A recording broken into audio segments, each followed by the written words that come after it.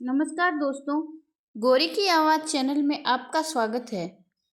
65 वर्षीय प्रेम प्रकाश जी, जो कि प्राइवेट नौकरी से निवृत्त हो चुके हैं, आज सुबह जब सैर करके घर की ओर लौट रहे थे तो मन में सोचने लगे कि रिटायरमेंट के समय मैं सोचता था कि मैं बंधन से मुक्ति की ओर जा रहा हूँ, लेकिन अब समझ नहीं आता कि इसे जीवन की स्वतंत्रता कहा जाए या जीवन में ही मृत्यु का पूर्वाभ्यास। और जब जीवन साथी का साथ भी ना हो तो बड़ा खाली खाली सा लगता है। जीवन एक एक पल बड़ी मुश्किल से तिल तिल करके खिसकता है। रह रहकर वह अपने गांव की व्यस्त दिनचर्या को याद करने लगते हैं। वह गिनी चुनी गलियां, वह मुट्ठी भर लोग, सब कुछ इतना छोटा कि एक दिन में पूरा गांव ही नाप लिया जाए और करीब करीब हर आदमी से मुलाकात हो जाए। उस समय लगता था जैसे दुनिया मुट्ठी में है। वह छोटी सी दुनिया जैसे ही हाथ से छूटी कि सब कुछ छूट गया।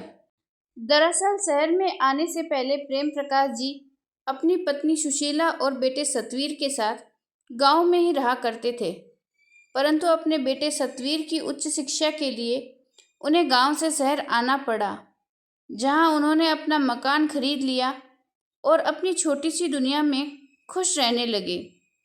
परंतु यह खुशी शायद किस्मत को मंजूर नहीं थी। शहर आने के 3 वर्ष बाद ही उनकी पत्नी सुशीला की हार्ट अटैक में मृत्यु हो गई। जैसे तैसे स्वयं को संभालते हुए बेटे को माँ और बाप दोनों का प्यार देने लगे। बेटा सतवीर ही अब उनकी दुनिया था। उच्च शिक्षा के बाद सतवीर नौकरी के लिए विदेश चला गया। पढ़ाई में होशियार था तो वहाँ यूनिवर्सिटी में भी उसका एकेडमिक करियर उज्जवल रहा, जिस कारण उसे वहीं नौकरी भी मिल गई और वहाँ भारतीय मूल की ही एक लड़की कोमल से शादी कर ली और वहीं का होकर रह गया। शुरू शुरू में तो सतवीर उन्हें कभी कभी फ़ोन कर लिया करता था, लेकिन अब तो कई कई महीने बीत जाते थे प्रेम प्रकाश जी की अपने बेटे से बात किए हुए भी। परिणाम स्वरूप इस बड़े से शहर में प्रेम प्रकाश जी एकदम अकेले हो चुके थे। आज जब सैर करके प्रेम प्रकाश जी घर को लौटे तो आसपास पसरे सन्नाटे को दूर करते हुए अचानक फ़ोन की घंटी बज उठी। उन्होंने रिसीवर उठाया तो दूसरी ओर से आवाज़ आई, हेलो बाबूजी, मैं सतवीर बोल रहा हूँ। हाँ बेटा बोलो, कैसे हो? बच्चे कैसे हैं? बहू कैसी है?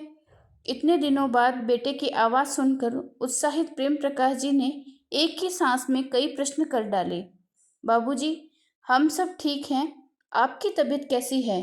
ठीक है बेटा, अब तबीयत का क्या, इस उम्र में कुछ न कुछ तो लगा ही रहता है, परंतु शरीर चल रहा है, इसलिए भगवान का हर पल शुक्रिया अदा करता हूँ। क्या बात है बेटा, आज बहुत दिनों बाद फ़ोन किया। क्या इस बूढ़े बाप की कभी याद नहीं आती?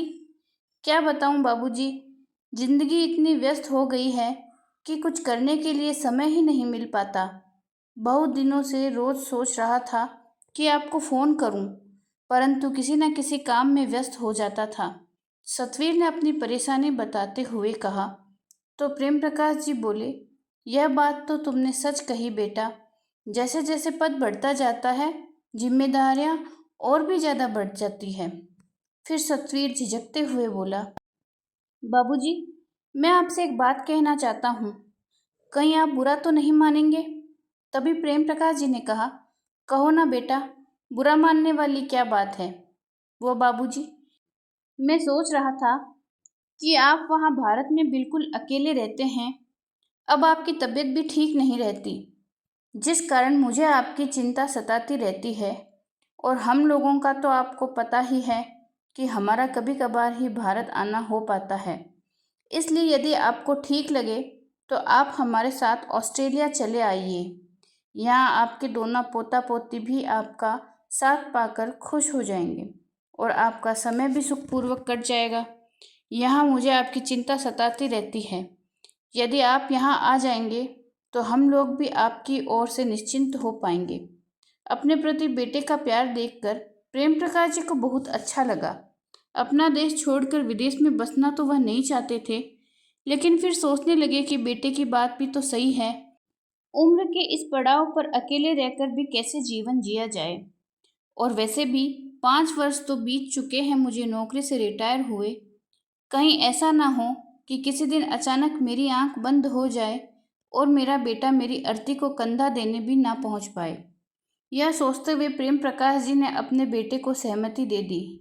फिर सतवीर बोला, बाबूजी, अब आप यहाँ हमारे पास आ जाएंगे तो अपने मकान की अब कोई ज़रूरत नहीं है, इसलिए उस मकान को बेचने पर लगा दीजिए। मकान को बेचने की बात सुनकर प्रेम प्रकाश जी कुछ हैरान रह गए, क्योंकि इस मकान के साथ उनकी पत्नी की मीठी यादें जुड़ी हुई थी। इस मकान की एक एक चीज को उसने अपने हाथों से सजाया था। परंतु बेटे की बात भी सही है, अब इस मकान में वापस कौन आएगा। यह सोचकर उन्होंने मकान बेचने के लिए हाँ कर दी और अगले दिन ही न्यूज़पेपर में मकान बेचने के लिए विज्ञापन दे दिया। कुछ ही दिनों में मकान का सौदा हो गया। करीब 1 महीने बाद सतवीर भारत आ गया और मकान के पैसों का लेन देन कर लिया। प्रेम प्रकाश जी ने बैंक में जो भी एफडी बनवा कर रखी हुई थी, सतवीर ने उसका भी ड्राफ्ट बनवा कर कैश करवा लिया। और सारी संपत्ति बेचने के बाद अब प्रेम प्रकाश जी ने ऑस्ट्रेलिया जाने के लिए सारी तैयारी कर ली। बेटे, बहू और पोता पोती के साथ रहने के लिए वह बहुत अधिक उत्साहित थे। निश्चित समय पर वे लोग एयरपोर्ट पर पहुंच गए। सतवीर ने कहा, बाबूजी, आप यहीं सोफे पर बैठिए, सारी फॉर्मेलिटी पूरी करने के लिए समय चाहिए। मैं चेक इन करने के बाद आता हूँ, फिर आपको लेकर चलूँगा। प्रेम प्रकाश जी वहीं सोफे पर बैठ गए और उनका मन अपने अतीत में खो गया। एकाएक उनकी जिंदगी के पन्ने खुलने लगे। जिस मकान को उनकी पत्नी ने इतने शौक से बनवाया था, उसे बेचते समय उनका मन भारी हो रहा था। शहर में आने से पहले प्रेम प्रकाश जी ने अपनी पत्नी सुशीला को कहा था कि घर किराए पर ले लेते हैं और प्रेम से रहेंगे, परंतु सुशीला तैयार नहीं थी और कहने लगी कि हम किराए पर रहेंगे तो केवल वर्तमान ही प्रेम से बिता पाएंगे, परंतु भविष्य की चिंता सताती रहेगी। चाहे जैसे भी हो, एक छोटा सा मकान या फ्लैट लोन पर खरीद लो, कम से कम वृद्धावस्था में कहीं भटकना तो नहीं पड़ेगा। कितने शौक से मैंने यह मकान बनवाया था। सुशीला भी तो कुछ दिन ही मकान में रह पाई थी। अचानक एक रात को उसकी तबीयत इतनी ज़्यादा खराब हुई कि सांस आनी मुश्किल हो गई। इलाज के लिए उसे अस्पताल में दाखिल करवाया, परंतु डॉक्टर की लाख कोशिशों के बावजूद ही उसे बचाया नहीं जा सका और इस दुनिया में मुझे अकेला छोड़कर भगवान को प्यारी हो गई। सुशीला की मृत्यु के कुछ समय बाद सतवीर भी विदेश चला गया, परंतु उसके जाने के बाद प्रेम प्रकाश जी बेहद अकेले हो गए थे। कहीं पर भी उनका मन नहीं लगता था। इतने बड़े घर में अकेले रहना तो उन्हें ऐसा लगता था कि मानो घर काटने को दौड़ रहा है। प्रेम प्रकाश जी, जिन्होंने घर का काम कभी नहीं किया था, अब खुद ही खाना पकाने लगे थे और घर की साफ सफाई के लिए एक काम वाली बाई को रख लिया था। अचानक प्रेम प्रकाश जी का ध्यान भंग हुआ। उन्हें लगा कि काफ़ी देर हो चुकी है। सतवीर अब तक चेक इन करके नहीं आया था। घड़ी पर नज़र डाली तो लगभग 2 घंटे का समय निकल गया था। प्रेम प्रकाश जी ने ऑस्ट्रेलिया जाने वाली फ़्लाइट के काउंटर पर जाकर पूछा, मैडम, मेरा नाम प्रेम प्रकाश वर्मा है। मेरे बेटे का नाम सतवीर वर्मा है। हमें ऑस्ट्रेलिया जाने वाली फ़्लाइट पकड़नी है। मेरा बेटा चेक इन करने के लिए आया था, पर वह मुझे कहीं नज़र नहीं आ रहा। प्रेम प्रकाश जी की बात सुनकर काउंटर पर कार्यरत एक महिला ने यात्रियों की लिस्ट देखकर बताया, जी हाँ, सतवीर वर्मा नाम का एक यात्री यहाँ आया था जिन्होंने चेक इन किया था, लेकिन ऑस्ट्रेलिया की फ़्लाइट निकले हुए तो 1 घंटे से भी ज़्यादा का समय हो चुका है। उस महिला की बात सुनकर प्रेम प्रकाश जी की हैरानी का ठिकाना न रहा। वे बोले, परंतु मैडम, उस फ्लाइट से तो मुझे भी ऑस्ट्रेलिया जाना था। मुझे लिए बिना फ्लाइट कैसे चली गई? ऐसा तो संभव ही नहीं हो सकता। अंकल जी, जितने भी यात्री उस फ्लाइट में जाने वाले थे, सभी गए हैं। कोई भी यात्री छूटा नहीं है। अगर कोई यात्री नहीं पहुंचता तो हमारी तरफ से घोषणा की जाती, महिला ने कहा। तो प्रेम प्रकाश जी रूखी आवाज में बोले, तो क्या मेरा बेटा ऑस्ट्रेलिया चला गया है मुझे लिए बिना ही? इसका मतलब तो यह हुआ कि उसने मेरा टिकट लिया ही नहीं था। ऐसा कैसे हो सकता है? फिर कुछ संभल कर उस महिला से बोले, बेटा तुम्हें ऐतराज ना हो तो मैं एक फ़ोन करना चाहता हूँ, अपने बेटे से बात करना चाहता हूँ। तो काउंटर पर बैठी महिला ने बात करने के लिए उन्हें फ़ोन दिया, लेकिन प्रेम प्रकाश जी सतवीर को फ़ोन लगाते रह गए, परंतु दूसरी ओर से कोई जवाब नहीं आया। प्रेम प्रकाश जी को ऐसा लग रहा था जैसे वह अभी चक्कर खाकर गिर ही पड़ेंगे। प्रेम प्रकाश जी के पैरों तले तो जमीन मानो खिसक ही गई। वे अपना सिर पकड़कर जमीन पर धम से बैठ गए। सोचने लगे, यह कैसी जालसाजी है? क्या मेरा बेटा इतना कठोर हो सकता है, जिसे पढ़ाने लिखाने में हमने अपने जीवन के सुनहरे दिनों को भी पसीने से भिगो दिया, अपनी खुशियों को उसका जीवन संवारने पर ही न्यौछावर कर दिया था। वह बेटा अपने बूढ़े बाप के साथ। तभी उन्हें अपनी पत्नी की कही गई एक बात याद आई। सोचने लगे, सुशीला मुझे हमेशा कहती थी कि अपने बुढ़ापे के लिए हमें कुछ बचाकर रखना चाहिए, लेकिन मेरा एक ही जवाब होता था, ले देकर सतवीर ही हमारा इकलौता बेटा है। यदि हम उसकी सुख सुविधा का ख्याल नहीं रखेंगे तो कौन रखेगा? वह एक खिलौना मांगता था तो मैं 2 लाकर देता था।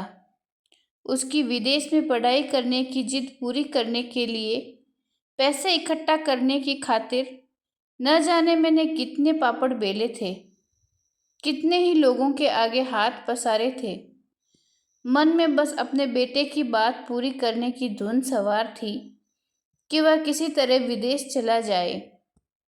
इस बात को लेकर अपने बड़े भाई प्रमोद से भी मेरी लड़ाई हो गई थी, क्योंकि उसने मुझे कोई भी सहायता देने से मना कर दिया था। वह कहता था, जब सामर्थ्य नहीं है तो विदेश क्यों भेज रहे हो? क्या अपने देश में पढ़ाई नहीं होती? क्या यहाँ पढ़कर बच्चे नौकरी नहीं करते? जितनी चादर हो उतने ही पैर पसारने चाहिए। अपने भाई के इस आचरण से मुझे कितनी तकलीफ हुई थी। उस दिन मैंने मन ही मन ठान लिया था कि अब मदद के लिए अपने भाई के दरवाजे पर कदम नहीं रखूंगा। तभी से हम दोनों भाइयों के बीच भी कटुता आ गई थी। परंतु यदि कुछ भी देखा जाए तो उन्होंने कुछ गलत नहीं कहा था। जिस बेटे के कारण मैंने अपने भाई से भी संबंध तोड़ लिया था, आज वही बेटा मुझे ऐसे समय में बेसहारा छोड़कर धोखा देकर चला गया, जिस समय मुझे उसके सहारे की सबसे ज्यादा जरूरत थी। तभी सिक्योरिटी कर्मचारी की आवाज सुनकर प्रेम प्रकाश जी का ध्यान टूटा। वह कर्मचारी उनसे पूछने लगा, सर आपको कहाँ जाना है? मैं देख रहा हूँ आप काफ़ी समय से यहीं बैठे हुए हैं। बेटा मैं कहाँ जाऊँगा? मेरा तो कोई ठिकाना ही नहीं रह गया। मुझे तो अपने बेटे के साथ ऑस्ट्रेलिया जाना था, लेकिन वह तो मुझे छोड़कर चला गया। अब मेरी किस्मत मुझे कहाँ ले जाएगी मैं खुद नहीं जानता। इतना कहकर प्रेम प्रकाश जी पास रखे बेंच का सहारा लेकर खड़े हुए। एक बार फिर वह काउंटर पर गए और अपने बेटे को फ़ोन लगाया, लेकिन फ़ोन स्विच ऑफ था। अब उन्हें कुछ भी सूझ नहीं रहा था। लड़खड़ाते कदमों से और दुखी दिल से वह एयरपोर्ट से बाहर निकल आए और सोचने लगे, हे भगवान, ऐसी मुसीबत की घड़ी में मैं कहाँ जाऊँगा? मुझे कौन सहारा देगा? अब तो मेरा घर ही मेरे पास नहीं रहा। फिर अचानक एक विचार आया और उनके दिल की धड़कन तेज हो गई। क्या मैं अपने बड़े भाई के पास जाऊं? क्या वह मेरी मदद करेंगे? क्या उन्होंने मुझे माफ़ कर दिया होगा? लेकिन अब कोई और चारा भी नहीं है। उनके सामने रोऊंगा, गिड़गिड़ाऊंगा और अपनी मजबूरी बताऊंगा तो शायद उनका मन पिघल जाए। एक बार चलकर देखता हूँ। यह सोचते हुए वह बस पकड़ने के लिए आगे बढ़ गए। करीब 2 घंटे के बाद वह अपने भाई प्रमोद के घर पहुंच गए। डोरबेल बजाई तो उनकी नौकरानी ने दरवाज़ा खोला और पूछा, किससे मिलना है? प्रमोद भैया हैं घर में? जी हाँ, बाबूजी तो हैं, पर आप कौन? उनसे कहो कि उनका भाई प्रेम प्रकाश आए हैं।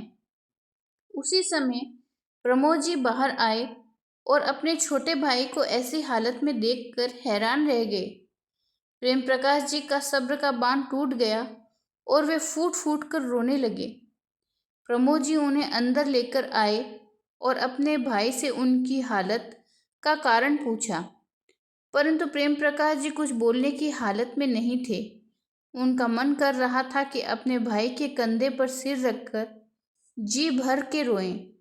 उनकी आंखों से अविरल अश्रुधारा बहती जा रही थी। प्रमोद जी ने तुरंत अपनी नौकरानी से पानी लाने को कहा। प्रेम प्रकाश, आखिर बात क्या है? तुम इस तरह जार जार क्यों रोए जा रहे हो? यह क्या हालत बना रखी है तुमने अपनी? लो, पहले थोड़ा सा पानी पी लो और शांत हो जाओ। अब तुम अपने घर में हो, अपने भाई के पास। प्रेम प्रकाश जी ने एक गहरी सांस लेते हुए थोड़ा सा पानी पिया और संयत स्वर में बोले, भैया मैं क्या बताऊं आपको? इस उम्र में आकर मेरे बेटे ने ही मुझे छल लिया। मैंने कभी अपने सपने में भी नहीं सोचा था कि ऐसा दिन भी मुझे देखना पड़ेगा जहाँ चारों तरफ केवल अंधेरा ही अंधेरा होगा। मैं कुछ समझा नहीं। तुम पहेलियां मत बुझाओ। तुम्हारी यह हालत देखकर मेरे मन में न जाने कितने प्रश्न एक साथ उठ रहे हैं। प्रमोद जी ने पूछा। तो प्रेम प्रकाश जी ने सारी घटना उनके सामने बयान कर दी। प्रमोद जी ने गहरी सांस लेते हुए उनकी एक एक बात बड़े ही ध्यानपूर्वक सुनी और बोले, यह कैसी विडंबना है? तुमने अपने बेटे को पढ़ाने लिखाने के लिए और एक अच्छा इंसान बनाने के लिए अपना सब कुछ दांव पर लगा दिया, और तुम्हारे साथ ऐसा सुलूक? क्या माँ बाप इसी दिन के लिए अपने बच्चों को पाल पोस कर बड़ा करते हैं? कितने स्वार्थी हो गए हैं आजकल के बच्चे। भैया, अब मुझे समझ नहीं आ रहा मैं क्या करूं। इस उम्र में मैं कहीं नौकरी करने भी नहीं जा सकता। बेहतर होगा कि मुझे किसी वृद्ध आश्रम में भेज दो। कहते कहते वह फूट फूट कर रो पड़े। उनके आंसू उनके अंदर चल रहे तूफान को साफ साफ बयान कर रहे थे। अपने छोटे भाई की यह हालत देखकर आज प्रमोद जी का कलेजा मुंह को आ रहा था। फिर रुआंसे स्वर में बोले, यह क्या कह रहे हो प्रेम प्रकाश? आत्मसम्मान से सिर उठाकर जीने वाला इंसान आज वृद्ध आश्रम जाने की बात कर रहा है। यह तुम्हारा घर है। बेटी शिखा की शादी करने के बाद जब से तुम्हारी भाभी यह दुनिया छोड़कर चली गई, उसके बाद तो मैं भी बिल्कुल अकेला हो गया हूँ। तुमने बहुत अच्छा किया जो तुम यहाँ आ गए। अब हम दोनों का समय आप प्रेम से कटेगा। ऐसा कहते हुए उन्होंने अपने भाई को गले से लगा लिया। अपने बड़े भाई की बातें सुनकर प्रेम प्रकाश जी को कुछ सहारा हुआ, परंतु वह उन पर बोझ नहीं बनना चाहते थे, इसलिए वह अब भी परेशान थे। अभी दोनों भाइयों में यह बातें चल रही थी कि डोरबेल बजी। देखा तो प्रमोद जी की बेटी शिखा कुछ दिनों के लिए रहने आई थी। इतने वर्षों बाद अपने चाचा को इस घर में देखकर उसे अचंभा हुआ। शिखा उनके पास बैठकर उनका हालचाल जानने लगी, परंतु जब उसे उनके हालात की जानकारी हुई तो उसे बहुत दुख हुआ और हैरानी भी कि सतवीर चाचा जी के साथ ऐसा कैसे कर सकता है। अगले दिन सुबह सुबह ही शिखा रसोई घर में जाकर नाश्ता बनाने लगी। जब उसके पिताजी और चाचा जी खाने की मेज पर बैठे तो उनके लिए स्वादिष्ट नाश्ता परोसा और थोड़ी देर बाद एक अलग कमरे में चली गई। प्रेम प्रकाश जी ने देखा कि शिखा मोबाइल पर ही ऑनलाइन क्लास ले रही थी। उसे ऑनलाइन क्लास लेते देखकर प्रेम प्रकाश जी के मन में कुछ ख्याल आया और जब शिखा बाहर आई तो उन्होंने शिखा से कहा, बेटी एक बात तो बताओ, क्या मैं भी ऑनलाइन क्लास ले सकता हूँ? घर बैठे बैठे अपने बेटे के बारे में सोचकर परेशान होने से तो अच्छा है कि मैं किसी काम में व्यस्त हो जाऊं। उनकी बात सुनकर शिखा बोली, क्यों नहीं चाचा जी, आजकल तो टेक्नोलॉजी का ज़माना है और अगर आप पढ़ाना चाहते हैं तो ऑनलाइन क्लासेज एक अच्छा विकल्प है। यह काम करने के लिए ना तो आपको स्कूल जाना पड़े और ना ही स्कूल की तरह घंटों खड़ा रहकर पढ़ाना पड़ेगा। आप अपनी सहूलियत से बच्चों को पढ़ा सकते हैं और वैसे भी आप तो गणित विषय के बहुत अच्छे अध्यापक रह चुके हैं। मैं आपकी इस काम में मदद कर सकती हूँ। ऐसा कहते हुए शिखा ने प्रेम प्रकाश जी का ऑनलाइन रिज्यूम बनाकर अपने स्कूल में भेज दिया। कुछ ही समय में उन्हें नियुक्त कर लिया गया। अब उन्हें ऑनलाइन पढ़ाने के अच्छे खासे पैसे मिलने लगे थे। सुबह 9 बजे से लेकर 12 बजे तक वह अपने फ़ोन से ही बच्चों को ऑनलाइन पढ़ाते और अपना खर्चा खुद ही निकाल लेते थे। अब उन्हें जीने का मकसद मिल गया था। वह पहले से ज़्यादा चुस्त और तंदुरुस्त रहने लगे थे। परंतु प्रेम प्रकाश जी गरीब बच्चों के लिए भी कुछ करना चाहते थे। इसलिए उन्होंने बच्चों के लिए अपना कोचिंग सेंटर खोलने के बारे में सोचा। इस काम में भी उनकी मदद उनकी भतीजी शिखा ने की। शिखा की मदद से उन्होंने एक जगह किराए पर ले ली जहां उन्होंने अपना कोचिंग सेंटर खोला। गणित विषय के अलावा अन्य विषयों की भी कोचिंग प्रदान करने के लिए उन्होंने 2 अध्यापक भी नियुक्त कर लिए। उनके कोचिंग सेंटर में फीस कोई ज़्यादा नहीं थी और जो बच्चे फीस नहीं दे पाते थे वह भी फ्री में पढ़ सकते थे, जिस कारण उनके कोचिंग सेंटर की लोकप्रियता बढ़ने लगी। प्रेम प्रकाश जी के सराहनीय कदम को देखते हुए अब उनकी मदद के लिए कुछ एनजीओ भी उनके साथ जुड़ गए, जिन्होंने उनकी कोचिंग सेंटर के लिए एक बड़ी जगह उपलब्ध करवा दी। एक ही साल में उनका कोचिंग सेंटर एक बड़े इंस्टीट्यूट का रूप ले चुका था।